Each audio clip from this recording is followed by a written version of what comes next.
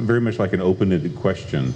The more it seems like people shouldn't have something to talk about together, the more interested I am in bringing them together to see what happens. And I'd like to just hang a couple of ideals in the room for you to think about.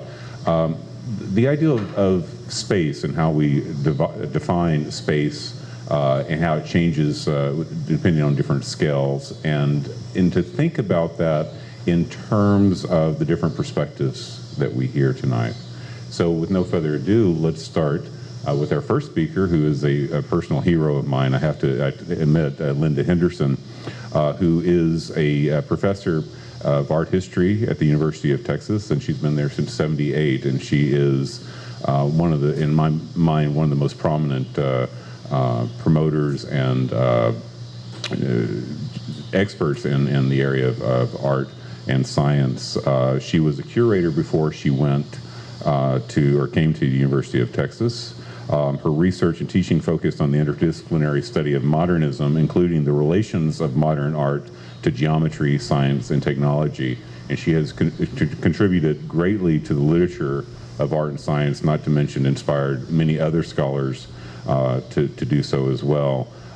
She's published seminal publications, not limited to, but include The Fourth Dimension and Non-Euclidean Geometry in Modern Art, Duchamp in Context, Science and Technology and the Large Glass and Related Works, and the anthology From Energy to Information, Representation in Science and Technology, Art and Literature. Linda, I'm so glad you're here.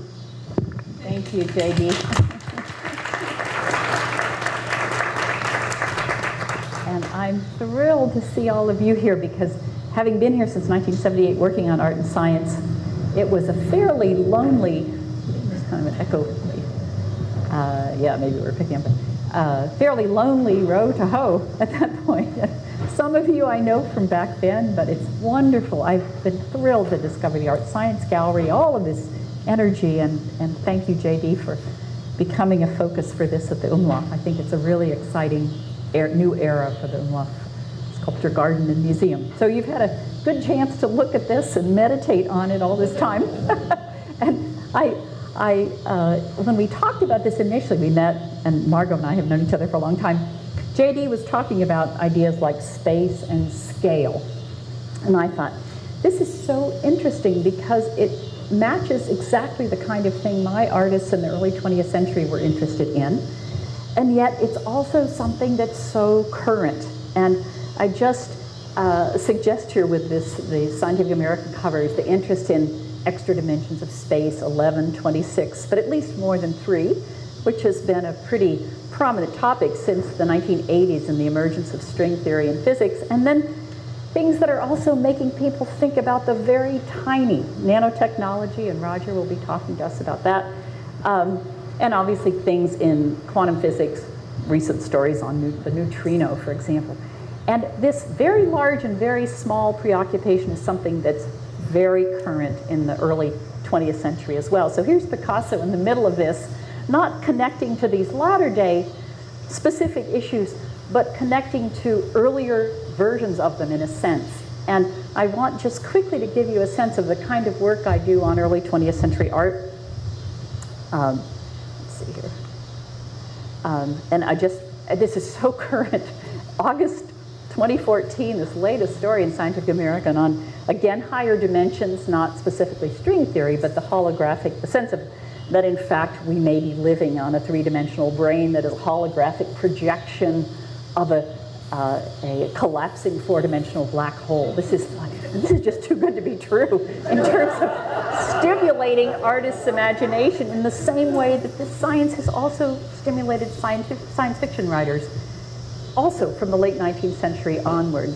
So I just want to quickly tonight just give you a sense of why that Picasso painting looks the way it does, or why Baccioni's painting materia looks the way it does, having to do with this preoccupation with the infinitesimal, contemporary scientific discoveries that open up reality in a new way for these artists. And then just touch quickly upon the Fourth Dimension And we'll just look at them. It's present in Cubism. It's also present in this very beautiful way in Malievich's 1915 painting, which he subtitles Color Masses in the Fourth Dimension, giving us real documentation of this preoccupation.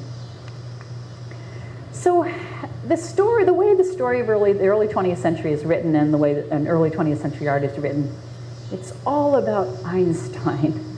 And as if E equals mc squared summed up all of 20th century science. And the really important realization is that no layperson really knew about Einstein until 1919, when the Eclipse expedition confirmed that one of the postulates of general relativity. And overnight, he's an international celebrity. But before that point, he's not part of the consciousness of artists. And what my current project, it's a book I'm calling The Energies of Modernism, Art, Science, and Occultism in the Early 20th Century, is really working to recover that early 20th century scientific paradigm, which is based in ether physics. And the ether, another concept actually, which has kind of come around again, and we're seeing people talking about the Higgs field, et cetera, in connection to some kind of ether, is a huge issue for these artists. So we're looking at a science that's pre-relativity, basically. And it centers on things like the discovery of the X-ray in 1895, discovery of radioactivity in 97, ultimately the Curie's identification of the radioactive elements. This is what was really stimulating artists to think about reality in a new way, to think about the invisible. And we could say, in fact, in the late 19th and early 20th century, that there is a sense of a kind of invisible meta-reality that's just beyond the reach of human vision. It's a tremendously liberating thing for artists to be freed from needing to chronicle the visible world by this sense that there's so much we're not seeing. I just give you a sample here of this very beautiful painting by the Russian futurist painter David Berlier called Atom, documenting this kind of fascination with discussions of the atom, but even more so with the electron and the world of the subatomic. And just showing you a Marcel Duchamp drawing from 1912, which is based absolutely on the excitement about the electron and the way electrons are talked about as being incredibly fast and stripped naked, bare charges they're referred to. And Duchamp makes a wonderful play on this, talking about the, I've got my arrow there so you can see it, really suggesting an electrical current with this field around it, but these speeding electrons, it's as if to say to the Italian futurists, who are all about speed, you want to talk speed, let's talk about electrons. So indeed, it's this world of the invisible that suddenly opens up, and central to that paradigm too is this belief, and really commonplace belief, in the ether, this impalpable fluid filling all space, through which electromagnetic waves, X-rays, wireless telegraphy waves are being transmitted. It's a very beautiful image of continuity, and it's so much a part of the thinking of these artists, that space and matter are not two distinct things. Space is filled with the ether. Matter is in some interesting relationship to the ether. The atom might be born from vortices of ether, and might, on the model of radioactivity, matter might be dissolving into the ether. So if we're going to talk about the history of modern art, we need to know what these artists think about space and matter, and we haven't had a very good sense of that. But when we go back and look at this science, we get a much better sense of that. So I'm just very quickly going to show you some, talk about this Picasso, and come back to the very beautiful Baccioni. You probably know Baccioni's famous sculpture called Unique Forms of Continuity in Space, that beautiful striding figure, that bronze figure. Baccioni says at the end of his 1913 treatise, the unique form of continuity in space is the ethereal fluid. That is a figure that's striding through the ether and dragging the ether with it. So again, we suddenly, these images that are so familiar to us take on new meaning when we know a little bit more about this context. So when I teach at UT, my secret mission is always to convert students to analytical cubism, which is probably not people's favorite style. But I love letting these science majors and engineers realize how important this history of science, of engineering, is for them. So Picasso, who's this sense again of an invisible reality, this downgrading of the visible eye, because that's what the electron, or the discovery of the X-ray does, I should say, is this realization that there is a reality beyond surfaces, that the human eye, in fact, is missing a very large part of what's going on in the world out there in terms of the electromagnetic spectrum, that we see only. I wonder if this has a pointer, I'm not sure. Whoops, oh gosh, I just turned it off, didn't I? Oh, there we go, sorry, okay. We see only that narrow band of visible light. All the rest of the spectrum is invisible to our eye. So one sees a lot of photographs like this, juxtaposing an X-ray of some rat in this case, and it's photographed in visible light. And the suggestion is artists before, like the Impressionists, like any realist painter, focused on the visible world, is in fact missing, an artist is missing this whole dimension of the invisible reality beneath, somehow the essence that lies beneath. So radioactivity too, the Curies are national heroes in France. There's so much literature. I just was in Berlin last spring reading the Revue Scientifique from 1905 to 1914. I had it from the Stadtbibliothek in Berlin in my office at the Max Planck Institute, which was such a thrill to just turn those pages. And you see that the hot topics are things like radioactivity all the way up to World War I. Maybe one little tiny notice about a lecture by Albert Einstein in Paris on the photoelectric effect in March 1913. No hubbub. He's clearly not a celebrity. But indeed, electromagnetic waves, the ether, radioactivity are the topics to be talked about. And there is this book published in 1905 in Paris about the evolution of matter by this Gustave Le Bon, talking about matter as dematerializing into the ether on the model of radioactivity. So what were thought to be stable substances, in fact, it's suggested that radioactivity is universal, that everything is emitting particles. And as I said earlier, that same notion that conversely, matter is being born from swirling vortices in the ether. This is really about fluid continuity. So when we look at a painting like Picasso's, we suddenly understand why there's no boundary here. He certainly is also aware of the philosophy of Bergson, which is grounded in ether physics. It's all about continuity between space and matter. It's a very different conception of the world. And he uses a few key signs, metonymical signs, to suggest this figure of Kahnweiler. Gets his curly black hair and his mustache, but everything else is fluid and suggestive. And clearly the goal is not to commit oneself too much to the visible.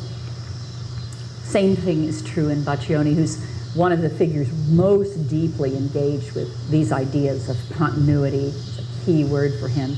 And it's, again, all about this fluid materialization and dematerialization going on simultaneously. This figure of his mother essentially emerging from the ether. So I'll just finish up quickly and just say that in addition, if that weren't enough to make you suspicious of the visible world, from the 1880s onward, there is a vast amount of popular interest in a higher fourth dimension of space, an invisible reality that would make our world a three-dimensional section of some higher four-dimensional existence. And the great popularization of this is E.A. Abbott's book, Flatland, which comes out in 1884, which is all about the narrow-mindedness of figures in a two-dimensional world refusing to conceive that they might be embedded in a larger three-dimensional space. This sounds so much like contemporary talk about the brain and the bulk in the context of string theory. It's very reminiscent, and Scientific American did a big string theory story in 2000, and in fact the whole first page is all about Flatland, which is a great way to think about spatial relationships, higher to lower. So I'm not saying here that Picasso's Cubism is based on this 1903 geometry book, but he knew this book, and this notion of creating a more complex kind of space than what one would see on the surface is definitely there in Cubism. This is a great book. It's available digitally. It's not on Google Books, but it's on the Internet Archive, Claude Bragdon's Primer of Higher Space. It's every way you could think about spatial relationships in 1913. Beautiful hand-drawn plates to help you visualize and by means of analogy, think about how spaces relate one to the other. And I'll just very quickly suggest that this is the kind of thing that Malevich, the Russian suprematist painter, is very aware of. When he's not creating the complex hidden meta-reality that Picasso is, but he's using this analogy of thinking about a higher dimensional space. How might we understand that space? And here, Margot may be talking about transcendence. I know it's a key issue for her, and that's a key issue for Malevich here too. This painting is really meant to give you a sense of what that first experience of higher dimensional consciousness, or cosmic consciousness, as Malevich and P.D. Uspensky call it, would be. No sense of gravity, no sense of left and right orientation, fluid motion through space, an infinite white extensive space here, infinity very often associated with the fourth dimension. So these are artists who are mightily driven by contemporary issues in culture. We really can't understand early modern painting without understanding that culture, and science is key in it.